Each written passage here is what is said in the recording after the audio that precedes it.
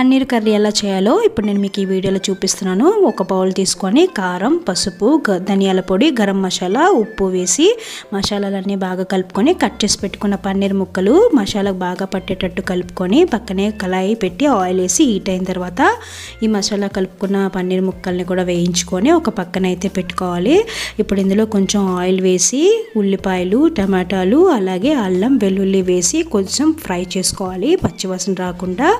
ఇప్పుడు దీన్ని మిక్సీ పట్టించుకోవాలి. ఒక పేస్ట్లా అవుతుంది. ఇలా పేస్ట్ అయిన తర్వాత పక్కనే కళాయి పెట్టుకొని ఆయిల్ వేసి ఈ పేస్ట్ని కూడా కొంచెం ఫ్రై చేయాలి. ఇప్పుడు ఇందులోకి పసుపు, రుచికి తగినంత ఉప్పు, కారం, ధనియాల పొడి, గరం మసాలా వేసి బాగా కలుపుకొని ఒక 5 minutes ఉడికిస్తే ఆయిల్ పైకి తేలుతుంది. ఇప్పుడు మనకి ఎంత గ్రేవీ కావాలో అంత వాటర్ అయితే వేసుకొని దగ్గరికి అయిన తర్వాత ఫ్రై చేసి పెట్టుకుని పన్నీర్ ముక్కలు వేసి ఒక 5 minutes ఆగిన తర్వాత కొత్తిమీర వేసి దింపేసుకోవడమే. వీడియో నచ్చితే లైక్, షేర్, సబ్స్క్రైబ్.